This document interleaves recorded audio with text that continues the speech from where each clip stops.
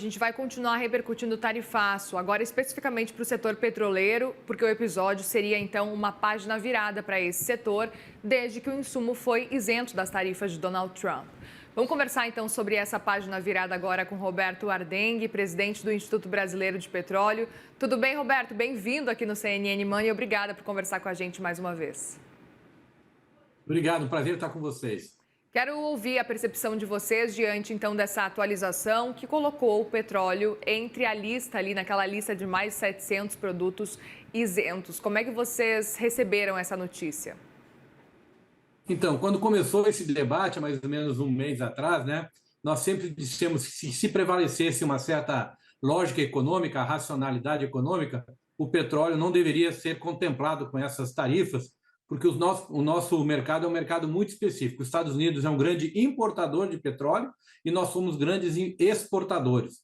Os Estados Unidos traz petróleo do mundo inteiro, precisa de um petróleo de alta qualidade e nós produzimos um petróleo de alta qualidade, de baixo teor de enxofre, baixo teor de CO2, muito apreciado por muitas refinarias dos Estados Unidos. Então, é um produto que eles precisam e a decisão acabou sendo acertada, retirando o petróleo e os derivados da lista dos produtos que foram objeto desse aumento de tarifas.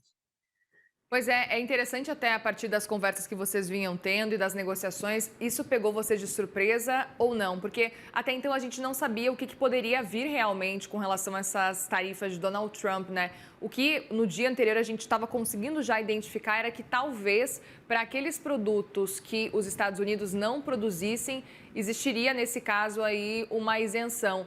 Como é que vocês receberam essa notícia? Para vocês fez todo sentido ou ainda assim foram pegos de surpresa, levando em consideração essas mudanças e inconstâncias que foram acontecendo? Não, fez sentido do ponto de vista tanto econômico quanto estratégico, né?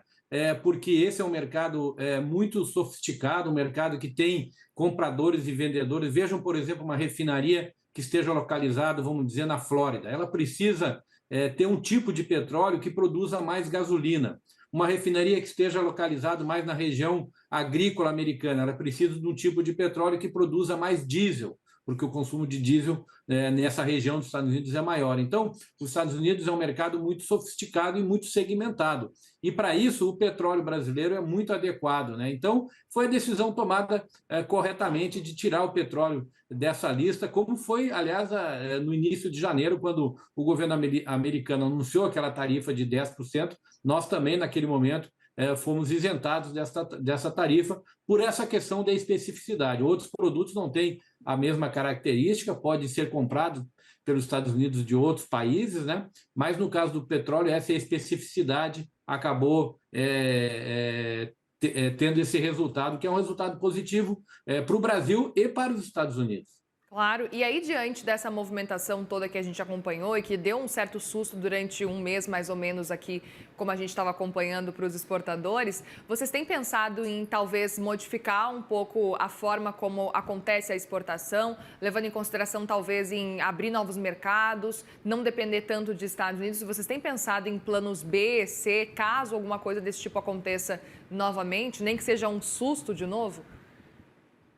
Felizmente, né, o nosso mercado já é bastante diversificado. O Brasil, como produz esse petróleo, como eu mencionei, de alta qualidade, nós exportamos muito para a Ásia. Aliás, o maior mercado, hoje 49% do petróleo brasileiro vai para a Ásia. Nós exportamos muito para a Europa também, substituímos inclusive o petróleo russo, né, em várias refinarias europeias. Então já é bastante diversificado esse mercado. O Brasil está cada vez mais importante como player global nesse setor, né? O ano passado o petróleo foi o produto mais exportado pelo Brasil dentro da nossa balança comercial, e para os Estados Unidos a gente exporta 200 mil barris, que é mais ou menos 12% do mercado. Então não existe uma grande concentração, e claro que as empresas petrolíferas, produtoras e exportadoras do Brasil estão sempre buscando outros mercados. Quanto mais diversificado for, né, a tua cartela de clientes, menos suscetível você está a esses, vamos dizer assim,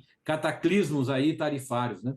Exato, levando em consideração que são movimentos que dependem, por exemplo, do próprio presidente do país e como a gente viu agora há pouco acontecer, isso realmente pode modificar e pode dar um baita susto. E queria entender também, a partir das discussões, como é que foram as conversas que vocês tiveram. Isso serviu para aproximar, por exemplo, o setor mais, talvez, do governo, mais dos Estados Unidos? Vocês têm visto como é que tem sido, de modo geral, esse cenário de discussões? Então, o nosso diálogo primeiro com o governo brasileiro tem sido constante. Nós tivemos várias reuniões durante esse mês mostrando, né, a especificidade desse setor. O MIDIC, né, o Itamaraty, a própria presidência da República, né, foram muito abertos a nos receberem e a gente poder mostrar a importância desse setor, né, o que nós somos capazes de produzir como produto importante da pauta comercial brasileira e a natureza específica dele dentro da pauta bilateral comercial com os Estados Unidos. Também, nos Estados Unidos, o governo americano foi receptivo às nossas conversas e às nossas apresentações técnicas, mostrando basicamente também a mesma coisa, que seria um jogo de perde-perde, né, entre o Brasil e os Estados Unidos, se o petróleo tivesse sido objeto dessa tarifa adicional, e acabou prevalecendo, como eu disse, uma boa racionalidade econômica, que é muito importante nas relações bilaterais, especialmente comerciais. Talvez, Roberto, que esse cenário, essa situação que aconteceu, talvez fez com que vocês aumentassem o diálogo, as negociações com os Estados Unidos, com o Brasil. Dá para agora passar uma borracha e tentar entender o que foi positivo nesse cenário todo, apesar do susto?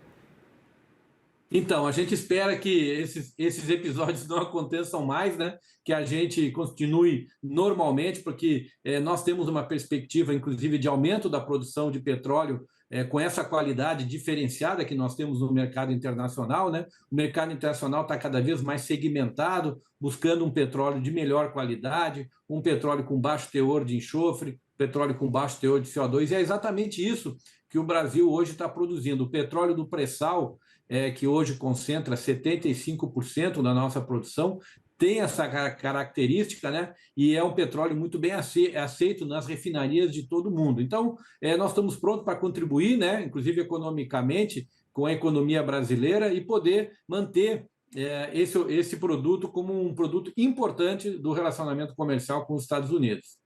Queria até aproveitar e entender como é que vocês estão projetando o cenário também do petróleo agora para os próximos meses, para esse fim do ano, começo do ano, levando em consideração o cenário que a gente está acompanhando já, até com os preços que estavam um pouquinho mais baixos. Como é que vocês estão avaliando isso?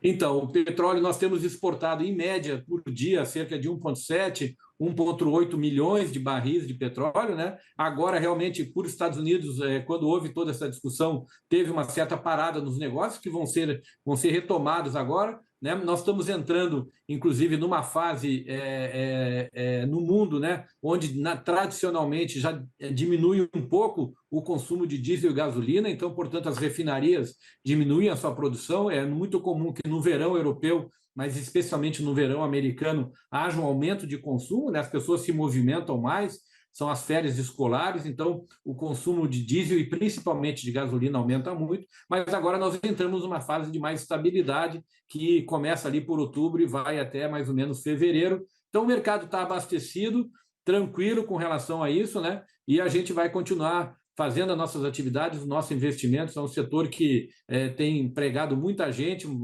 Nós temos aqui um perfil de emprego também de alta qualidade, são empregos que são gerados assim com uma necessidade de um treinamento de mão de obra, porque é um setor que exige essa sofisticação, né? E vamos continuar produzindo petróleo no Brasil, no ambiente onshore, offshore, nas novas bacias sedimentares e continuar oferecendo esse produto para a economia brasileira. Muito bem, Roberto Ardengue, presidente do Instituto Brasileiro de Petróleo. Obrigada mais uma vez pela conversa aqui. A gente também espera que esses sustos não aconteçam mais. Um bom trabalho para vocês e bom fim de semana.